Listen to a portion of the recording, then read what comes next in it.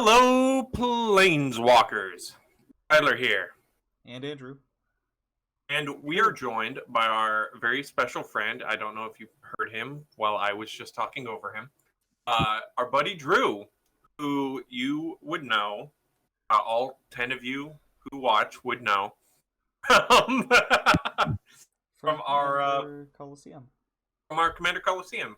He's a good friend of ours. He's been on both episodes that have come out so far. He's, dare I say, one of the better players in our group. Because homeboy knows how to sling cardboard. Indeed. Thank you for having me, guys. Always. And today, we are going to look at some of our favorite commander decks that we play. You've seen a couple of them on Commander Colosseum at this point. I think in Andrew's case, we've already done a deck tech on it. Yeah, we've done a deck tech on, I think, only one of these three decks that we're going to be talking about. Mine is going to be in a deck tech coming up, and I think we're working out with Drew of doing a deck tech for his at some point. Yeah, Yes. if you guys would like to. That would be very fun. But yeah, we each picked one deck from the collection that we play, and we just want to talk about it because Commander's fun, and I think each of the decks that we picked really kind of highlights our different play styles. Yeah. So since Tyler is hosting this episode, do you want to go first? I was gonna say, since Drew is our special guest, why doesn't he go first? Oh, we can let Drew go first then. I'm down. All right. So the deck that I want to talk about, I guess, is Tasigur the Golden Fang. And Banana Boy. Yeah, we're gonna talk about good old Banana King here. I was waffling between this and one other deck, but this one in particular, I think really highlights my playstyle as a player in general. And if I had like one deck that I would always come back to playing, I think this would probably be the one. I think this one was already featured on the episode that went up on your guys' channel a few days ago, right? And Did I've you made play Tasigur both times? You played Feldergriff this last time. I played Feldergriff the time before. That was actually the other deck I was debating playing too, but talking about. So this isn't the deck that was on the last episode of Commander Colosseum. This is going to be the episode before that. Yep. And you went infinite on us. yes, and I made a lot of 2/2s, I think it was, whatever the morphs are. But yeah, it's a really fun deck. I've made a few changes to it, so that's kind of why I wanted to go through it, I suppose. Because I had a few after that game specifically. That was a really good time for me to test some of the changes I thought about. You guys are always some of my really good competition to test out changes. So there are a few things I saw that I liked, a few things I wanted to mess with, and so yeah, here we are. What would you really say is kind of like your go-to play style? So it's kind of an interesting question. So I got into Magic originally playing Modern, not EDH, and in Modern I really liked combo decks. Like I just really gravitated towards like the brokenness that you could do with Magic because it was like the first card game I really played. So I always try and have some kind of combo aspect to the decks that I play. But just as a player, I can really respect like the value and grind that you can get out of an EDH game. So I like being able to do both. Nice.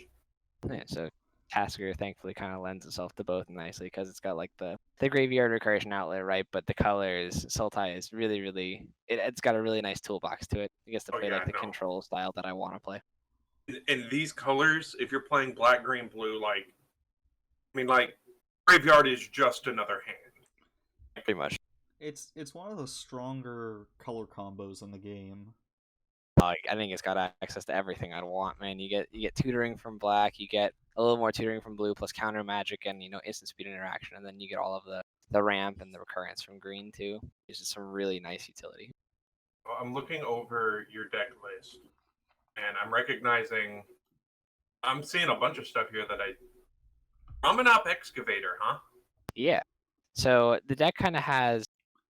So I guess is actually a good launching point into like some of the specific choices. So the deck list, which I'm assuming will be linked below here. Yeah, we'll have all three deck lists linked down in the description for this video from MTG Goldfish.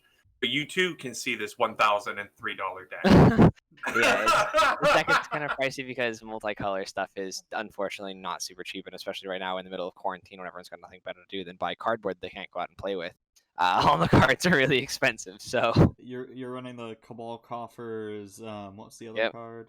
Cabal Coffers, Urborg. I think Urborg. it's just kind of too good not to play, to be honest. Like if I ever Yeah. see this deck has a lot, it goes through my deck very quickly. Actually, if I get Tasker on the field, it's not super uncommon to activate his effect for value or whatever, right? And I've got more than a few ways to get lands back from my graveyard. So assuming that I see even one piece, I've got a few ways to search out cards too. I play get them on just straight up tutoring like I'm in black, and those tutors can search for lands. So it's pretty easy to find just one of the two pieces if I happenstance into one.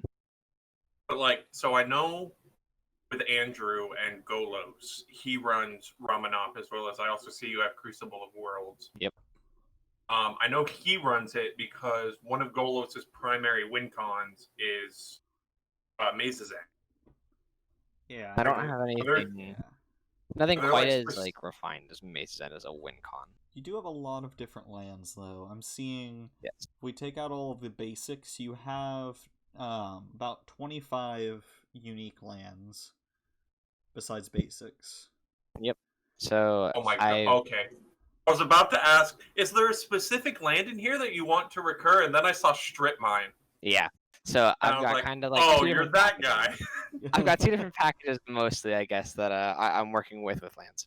So aside from the few like cute 2-card interactions like Cabal Coffers and Urborg, which net me a lot of mana, or like Castle Vantress and like Morphic Pool are really cool little there's like tech cards I guess to go into. I think it's Mystic Sanctuary, sorry, not Morphic Pool.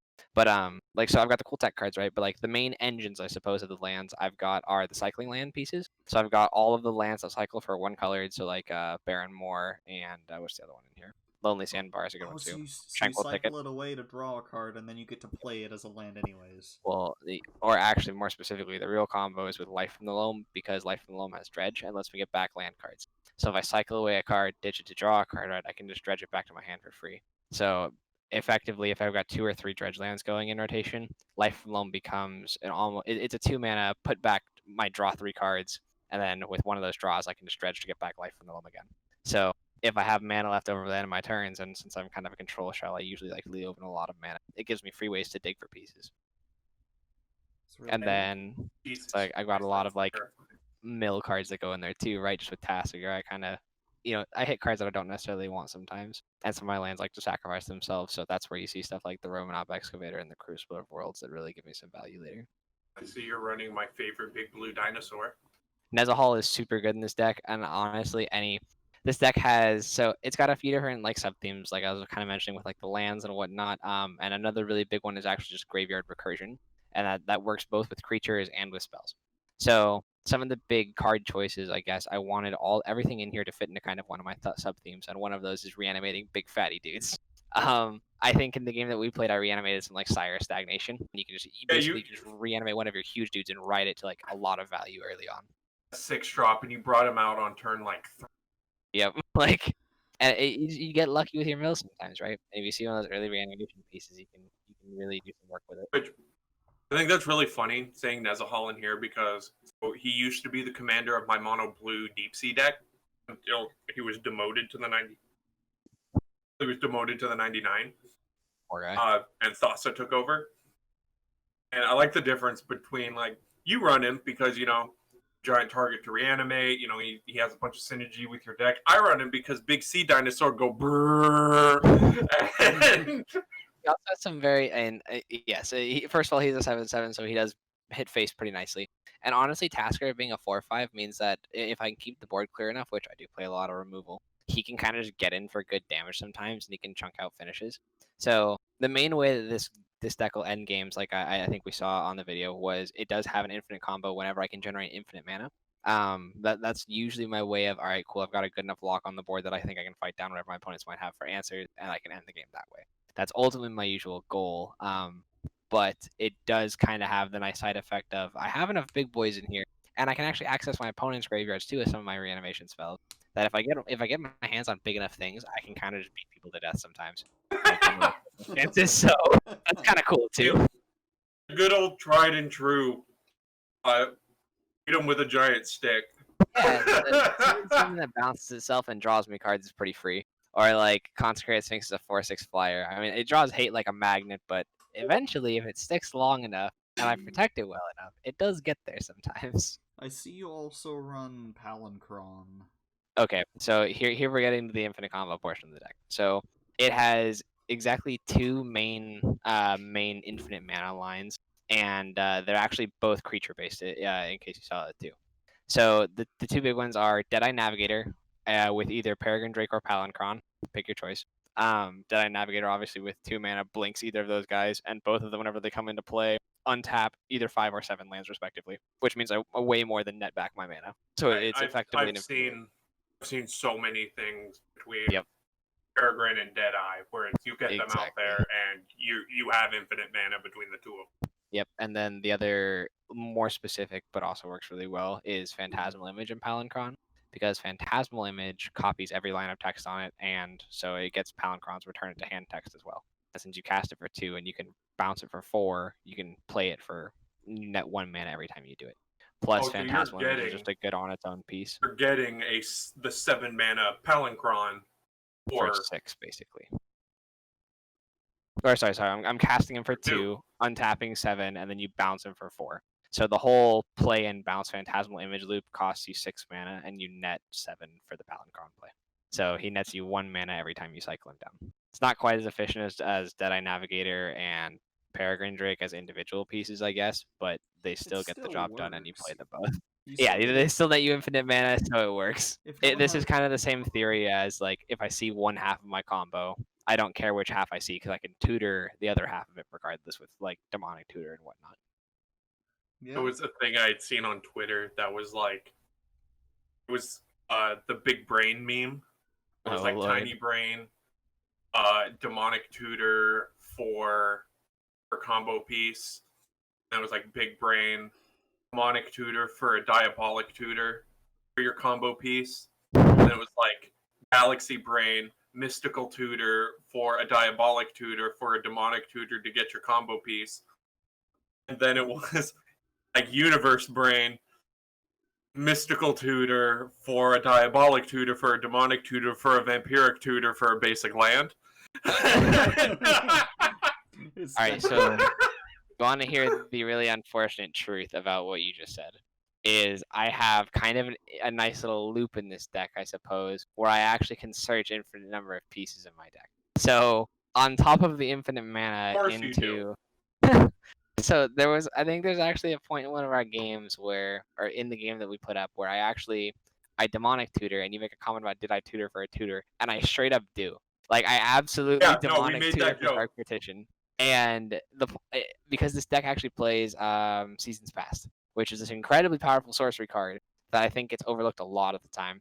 That says return any number of cards with different CMC from your graveyard to your hand, and then you put Seasons Past back into your deck on the bottom. So if you have any 2 tutor spells that you can cast and actually get you spells to your hand, right? Like for example, Demonic Tutor and Diabolic Tutor, or Demonic Tutor, Dark Petition, any 2 that have just different CMCs. You cast Seasons Past for those 2 back to your hand. You cast 1 tutor for the Seasons Past. You cast the other tutor for any card of your choice, and you cast Seasons Past, and you get both of them back again, and you rinse and repeat. So for whatever reason, you lose access to Tasigur, or you lose access to anything else, this acts as like an artificial way to kind of still dig all the pieces I need out of my deck to end the game. Yeah, I mean, having known you for as long as we have, and having played with you as many times as we have, this deck kind of feels like the antithesis, or not antithesis. This seems like the pure, like boiled down essence of how you play. Because I remember one of the first Commander games I ever had with you. I think we were at your place and we were waiting for Andrew to come over. They're like, hey, we could just play a quick casual game while we wait. And I was like, sure, what are you going to play? And you go, Zur the Enchanter. Oh, that's right. And my sweet little baby innocent mind was like, okay, cool, that sounds fun. I didn't know what Zur was. Zur? Alright, so... Then on turn, 3, you're like, so I go infinite? Yeah. Turn 3, I was like, alright, cool. So I've drawn my deck, and now I'm dealing infinite damage. Do you have a response? Yeah, in response, I scoop. Yeah, Zur was something, man. This deck is actually, funny enough, Zur actually kind of is what brought me to this deck today. Because, so, I guess kind of some background, I guess, right? I used to play a lot of competitive EDH. That was mostly like my attraction to EDH for a long time. And I want to say it wasn't until like the past year or so that I really had like kind of more of appreciation for just more balanced, like, to the pod EDH, I suppose, right? And that's been way more fun. I think it's a lot more interactive, and I highly recommend that over any kind of just slapping people around. It's not fun. This gets you way further. So one of the decks that I played when I really liked CEDH was called Seasons Past Sticker was the deck joke, right? Seasons Past Sticker. That was the name. And the deck was super good. And like we're talking Zuri levels of good. It's basically the exact same shell that I have here, but like souped up to 10 and then turned up to 11. That deck was nuts. And it functioned the exact same way Zuri did, but just on a control shell. And whenever I really wanted to find a deck that I wanted to, work at building in paper. Spoiler alert, this deck is super expensive. I don't have it all in paper, but it's a work in progress. As I get that deck that I wanted to work towards, right? I wanted to find a deck that I could tone back a little bit more. So the list that I played against you guys and the list that I'm sharing here is my attempt at least bringing it back down from that like stupid high level power, because that's just not fun to play against. Yeah. I don't even want to think about, because if this scaled back version is $1,000, the top level stuff was probably over $5,000 on a land base, because like we're talking original duels, original fetches, like those kind of things. Yeah. Okay. It's just basically everything that it can be, like everything's top of the line version. Yeah, it was all 10 fetch lands. Even if you were only searching one of the colors, you still played it. Like it was just that deck was madness. If anything, I think I actually like that I can kind of play a little more flexibly whenever I don't feel obligated to play these like $100+ cards because they're just so strong. Yeah, no, I've been seeing like in the circles that I'm in on Twitter of people like talking about, well, what makes a deck CEDH? Like, is it the deck itself or is it the pilot? Because somebody can sit down with a Corvold deck, because I know a lot of people are terrified of Corvold. Really cool card. Somebody can sit down with a Corvold deck and be playing Boar Tribal, which is some kind of nonsense I would do.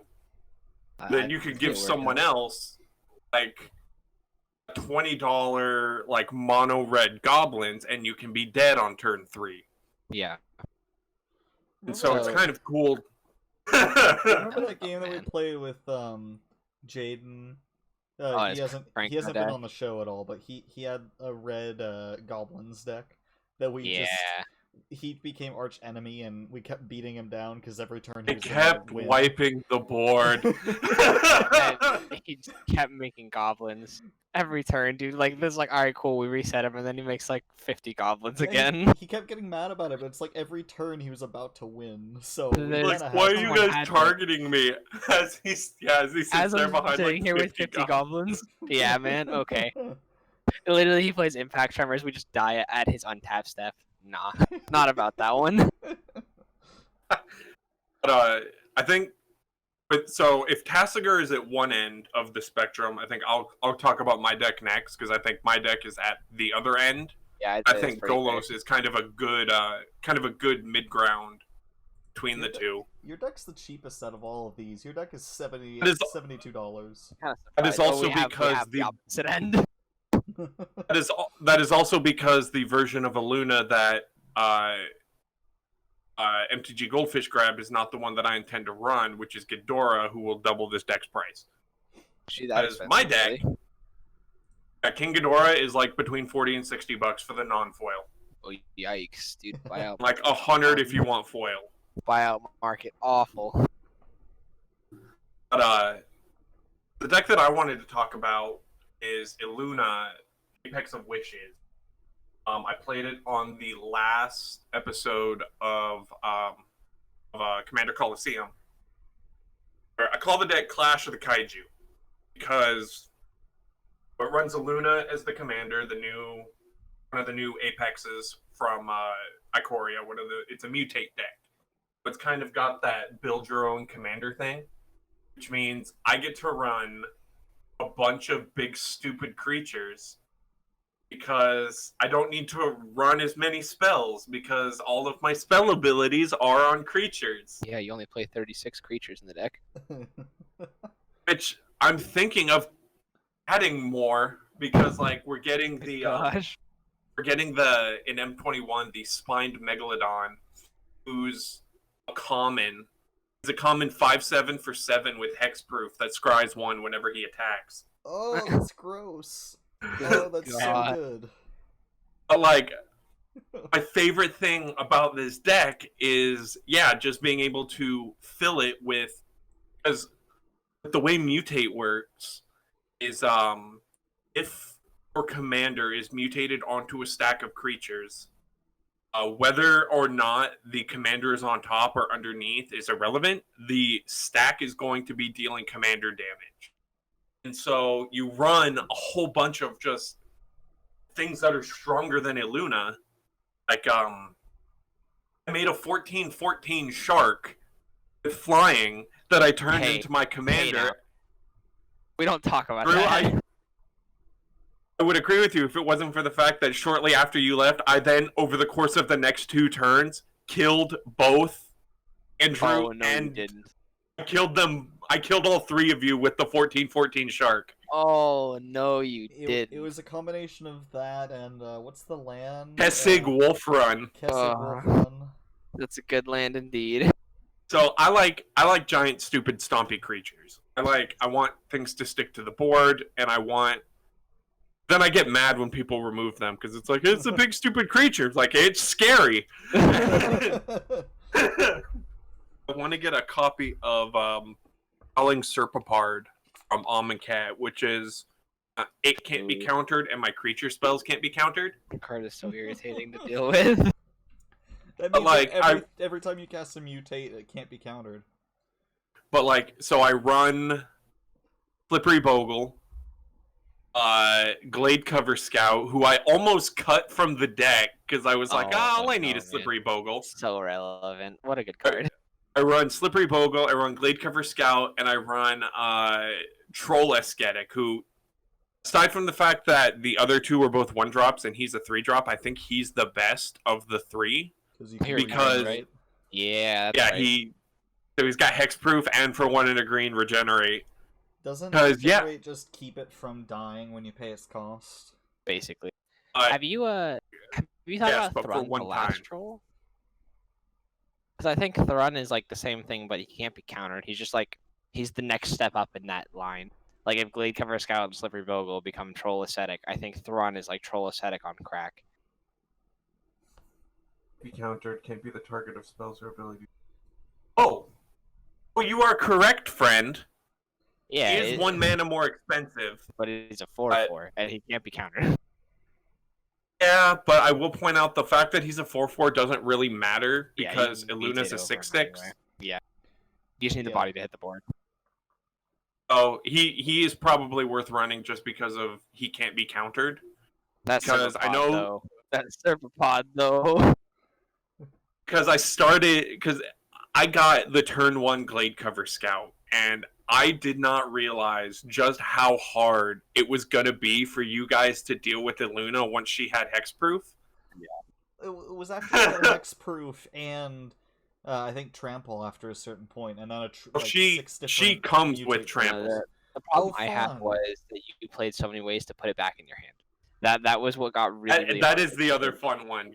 Because you had Call to Heal was the one that you used against us a lot. I saw during that game you didn't use it, but Familiar's Ruse too is you can put a card back in your hand as additional cost. You have Familiar's Ruse. Just all those kind of things made it really hard to deal with just the stack of creatures that just kept getting bigger. Yeah, so I run one thing that comes with Indestructible, and that is Darksteel Mirror. That was pretty good too.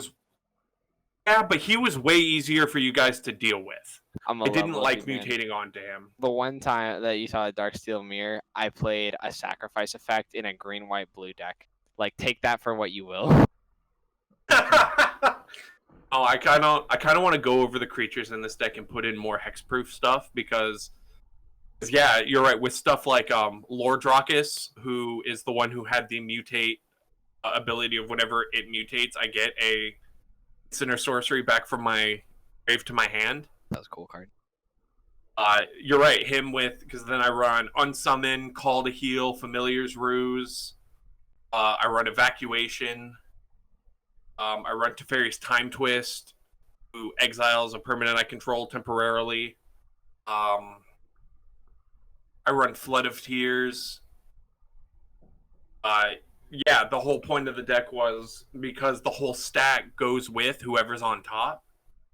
I just run a bunch of stuff that bounces it back to my hand, and then I just play everything back out again. And the deck it's so much fun. It lets me build my big stupid creatures, but it actually it like makes them good. The fact that you got so many triggers on your mutate effects after a certain point was really crazy. I just want to say Auspicious Starix is probably one of the biggest uncommon bombs I've ever seen printed on a card. Oh yeah, the Starix of because like standard right now he's good. He's also a 6-mana 6/6 who I mean again in standard, which is way faster than casual commander. He's got the whenever this creature mutates, exile cards from the top of your library until you exile X permanent cards, where X is the number of times this creature is mutated. Put those permanent cards onto the battlefield. In standard, you're getting maybe 1 or 2 permanents. But in Commander, it really snowballs. Like no, I was getting like it was insane after. I got like 5 permanents. Yeah, and then got next like 5 turn or I 6 mutate on one or thing. 2 of them. Yeah, kind of nutty. He's a big player. Gemraiser, I felt so bad for what I kept doing to Dylan with Gemraiser. Yeah, popping all the art. Not a Maeve. Signets. When you could kept targeting Athreos and Oh gosh. and stop bullying him. I honestly I keep didn't going. even realize that till later. That was so bad. Would it have been funnier if I had instead used Souvenir Snatcher, who, whenever this creature mutates, in control of target non-creature artifact? Would it have been worse if I would have taken his artifacts rather than blew them up? It would have been funnier and more mean, I feel like. Speaking of artifacts, I do kind of want to speak to this real quick. I think it's kind of interesting how few artifacts you're playing. I know that like the creatures we kind of already talked about, right? The mutating kind of doubles as playing spells and enchantments and whatnot because you get the effects when you mutate them all. And I see you got a few cycling cards here and whatnot, but is there a reason why you opted not to like play more ramp into this deck? I see you have a lot of like top end heavy things. That's a thing that I've kind of been going back and forth on myself, of looking like at my sorceries and instants and kind of cutting back on those for more creatures as well as more ramping artifacts. Kind of the reason behind it is I do have kind of a lot of up end things, correct, but a lot of my creatures are mutate, and with the exception of the Starix, mutate costs are less than their mana costs. So, like, Lord Rockus is 1 blue red for a 2/3, or he can mutate for an is it.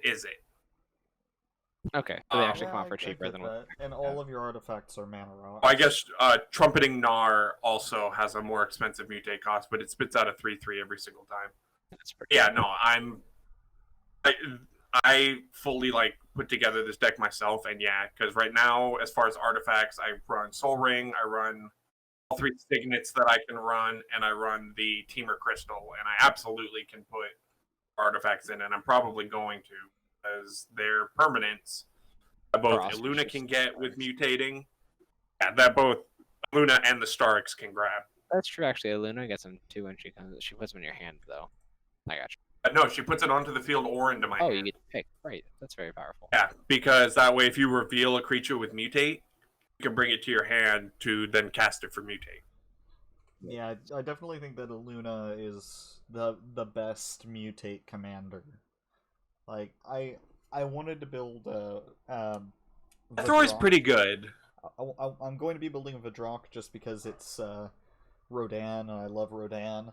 But I feel like it's going to be a toned-down version of this deck just because it doesn't have green. Oh, you're blue-red? Yeah, he and I were talking about that, or well, you and I were talking about that at work the other day, where like I get the ramp, but I think you get some really really powerful white removal. Yeah. Like, you get swords, you get path. What color is Adriel? He's just Guy. Okay. I still feel like I would like having green with ramp, and specifically the mutate cards you get with green, and the cards that you can mutate onto, because I'm pretty sure all of your hexproof creatures are green. Trollsketic is green. well. Yeah. So you. Oh, Bogle's green-blue. Yeah, Yeah. he's the So hybrid. you pay a Simic for him. Bottom line is, Vadrok can't run any of those, so that makes it a bit worse. That's true. I do think you get a lot of evasion though in Vidrock, which is really cool. You get a lot of unblockables, so you can play a lot of like the 1-mana weenies and whatnot that are flyers, or the 1-mana just can't be blocked people. There's a good number of those. Yeah, I think either way, your deck stands as like the gold standard of a mutate deck, in my opinion. This is what I will strive to build Vadrok as, and I don't think Vadrok will ever be as good. But this is just a really solid deck you've put together. Yeah, I think this is really cool. Let's wrap things up with the deck you wanted to talk about, which I think is one of your longest running decks. I mean, I think your longest running one that you've had since the beginning is of like when you started playing Commander is Locust God. Yeah, I'm kind of surprised isn't the one you chose to talk about. Yeah, I think that was the only one I could think of either. It's a toss-up between Locust God, Omnath, and Golos, and I think just because Golos is the one that I built mostly from scratch, because the other two decks I had help building Locust God from you guys. That was the first deck that you helped me build. Then right. Omnath I used EDH Rec, like I tend to do with my decks.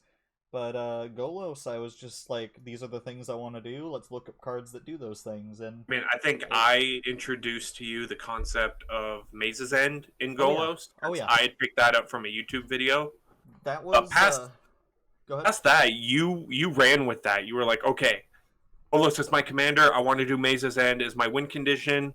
What are the best cards to do with that? And yeah. I'll be damned if you didn't put together something scary. It's so fun though. I looking at the deck list now, most of my spells are in green, blue, white, which is funny, even though it's a 5-color deck.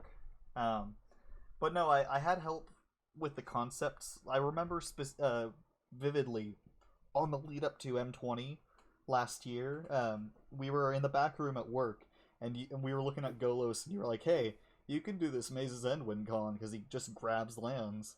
And from that point on, I was like, yeah, let's just roll with that. And then Drew told me that it should be more lands matter, which I agreed with. And here we are, with a win condition of Maze's End, and running 11 Guild Gates for that win con, as well as a bunch of other lands that just do silly things. You run the Dark Depths, and this main stage combo. Yeah, that's a lot of fun. I think that's it for lands specifically, but I also have what is it? I have a bunch of clone effects, blink effects to get more of Golos's triggers, and after a certain point, I just have an exorbitant amount of mana. I can start spitting out zombies with Field of the Dead, and I can just keep paying into Golos's ability to cast stuff for free. It's a lot of fun.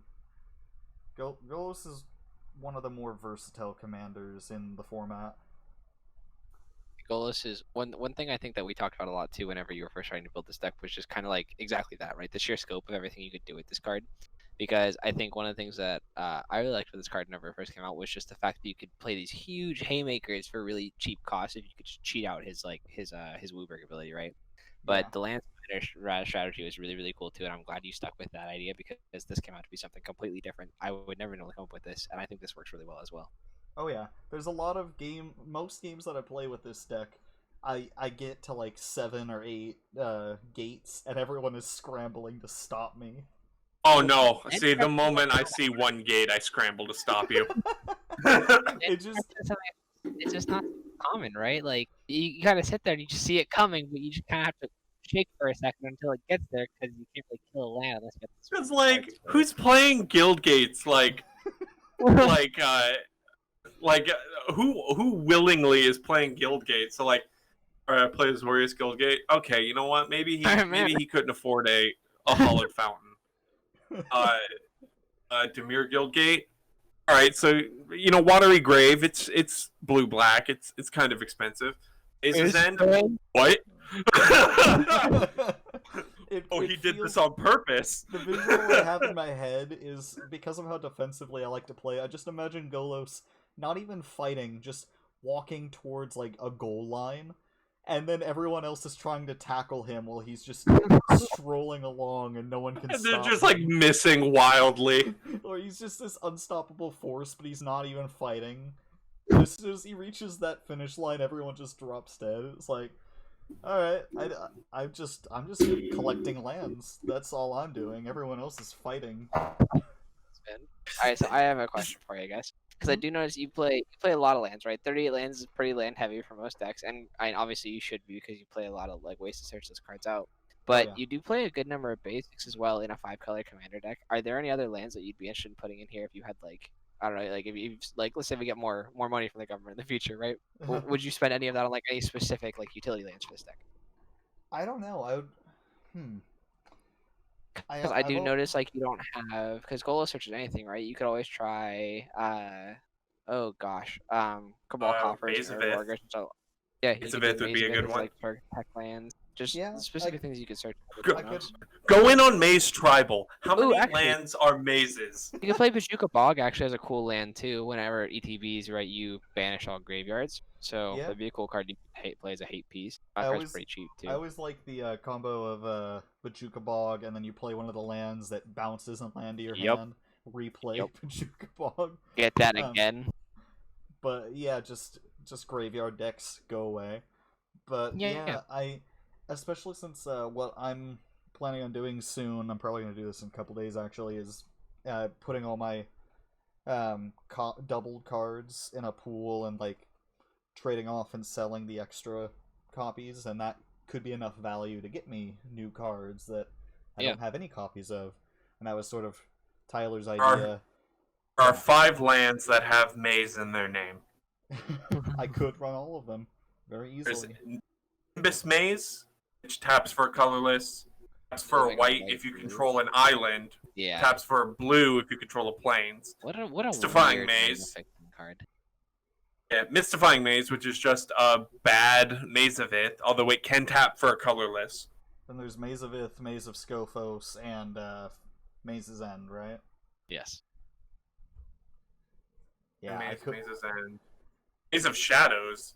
Oh. Maze of Skophos isn't even on here. Weird. So there's 6 mazes. I think Skophos isn't called Maze of Skophos. It's something else. Oh, no? Skophos. What? Let me look up. Labyrinth of Skophos. That's why. Oh. Well, not a maze. I can still but close enough. Very big brick maze. Labyrinth of Skophos. Labyrinth of Skophos and Mystifying Maze, I think, are the exact same card. Yes, I think they are as well. I think I play them both in Feldegrif. Because I was updating Feldegrif the other week or whatever, and I was like, oh, they printed another copy of this. Man, I need more copies. They're about to reprint Ugin the Spirit Dragon, right? Yes, they are. For some reason, someone somewhere decided that was a good idea. Okay, so Mystifying Maze and Labyrinth of Skophos basically do the same thing, but they do it a little bit differently. Oh, yeah. They both tap for colorless. They both are 4 and tap to activate their ability, and they both remove a thing from combat. Labyrinth is remove target attacking creature or blocking creature from combat. Ooh. Mystifying Maze. Oh, so that's the other thing. It also stops blockers. That's cool. So you can. And but it's still technically. Yeah, and then they're still blocked technically, right? So if you block and then remove it, they still are declared as blocked, but the blocking creature won't die because you remove it. Yeah. Right, I think, because it's like if you go to block with something and then you sacrifice it. And then Mystifying Maze only does attackers, but it exiles the attacking creature. And then at the beginning of the next end step, return it to the battlefield tapped under its owner's control. That's pretty cool, actually. So you get rid of anything on it, but I guess you don't necessarily always want to. Because if it's got an ETB that you don't want to give your opponent. Yeah, exactly. You know, I'm I just got a copy of Fierce Guardianship today because I found the Gavi deck at Fred Meyer. Ooh, lucky. So that's going in this deck. And I think when the new Ugin gets reprinted, I want to put that in this deck. I might swap out Saheeli. But you mean when the old Ugin gets reprinted? You're right. Also, a card that I'm sorely missing in this deck is Sad Robot. Oh yeah, Golos' little brother. Yeah, it's my personal headcanon. Well, I guess several people's headcanon that is Golos' long lost brother, and I must reach them. I just want to call to attention, real quick, on this MTG Goldfish page on the right, where it says similar decks, down at the bottom, the last one is Golos Tireless Waifu. Oh no! And I don't know why. You know, I would say that my deck is on the cheaper end of Golos decks. There are a couple that are cheaper, but it's on the cheaper side. I think probably a lot of the reason for that. I think because being a $5 deck, I think especially a lot of the price cost really bleeds into your face. Again, because I think most of the decks, if you're going to try to play a generic $5 land, is going to play all the fetch lands, they're going to play all of the unique utility. And a Confluence is $25. Zero basics. Yeah, and I think that's like the low end trying to bleed into that like spectrum. Yeah, if you're playing the original duels, like hundreds of dollars a pop. I only have Mana Confluence because I pulled it in a pack. I didn't even know I didn't even realize its value when I shoved it in this deck. But yeah, this $5,000 version has Mana Crypt. It has Badlands, Bayou. Oh, I thought I didn't realize you were saying Badlands. I thought you were saying this deck has some bad lands. $5,000. They priced out on all their their Time Spiral or something, so they only afford basics. Imperial Seal. Imperial Seal is bad Vampiric Tutor. Yeah, it's a 1 mana. Is it sorcery speed? Black Tutor? It's sorcery speed. Because it's only been printed once. Yeah, it's only been printed once. There's a whole cycle of like black tutors that are really honestly subpar comparatively when you look at them compared to Vampiric Tutor and Demonic Tutor. They're just strictly worse copies that are as expensive, if not more expensive, because of everything. Like Grim Tutor, which is coming out in M21. Yeah, it's worse. That card just it's like you stapled together Vampiric Tutor and Demonic Tutor and made them worse because it's 1 black, look for your card, lose 3 life. And before this card, printing, right? It was a good card. Like a bad Demonic Tutor is still a Demonic Tutor. Yeah, in any capacity. I'm searching my deck for any card and you don't get to know what it is. But that card was $200 before this reprint. Yeah.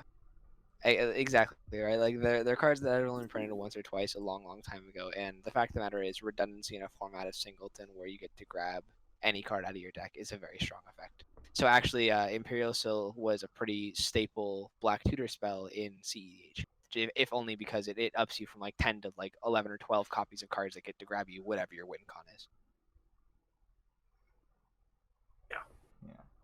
No, I really love this deck. Did you have anything else you wanted to say about Golos, Andrew? Because I think we're out of time here. Yeah, I don't think I have anything to add. This has been really fun. Like just sitting and talking about like our different play styles, looking at some of our favorite decks.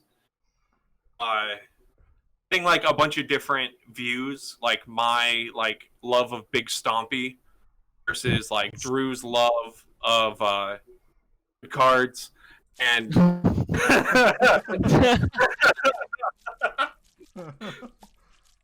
and Andrew and his weird gate fetish. Anyway, moving on. And on that note, thank you all for listening. Drew, thanks for sitting in and joining with us. Yeah, thanks for having me here. I always appreciate talking Commander with you guys. Enjoy playing the game. Fun times. You'll have to get Spell Table up and running because we played a game the other night on Spell Table with our friend Kindness MTG, and it was a little bumpy in the beginning, but once we got it running, it was so much fun. Yeah, I'll have to get something going. Oh yeah, it's really good software or website. And if you don't have a webcam, like I don't, you can use your phone. Yeah, I'll have to use my phone if you want to show me how to do that. again, show you how at some point. Heck But yeah. anyway, thank you all for listening. If you like all of our weird ramblings and you want to see Drew in the future, leave us a like, leave us a comment. Let us know what commander decks you're playing. I'm always in the neighborhood of stealing ideas for my decks. Good artists borrow, great artists steal. Always need more inspiration, man. But yeah, leave us a like, leave us a comment, toss a sub our way, and be sure to ring that little notification bell so that you never miss an upload. I have been Tyler. Andrew. And I'm Drew.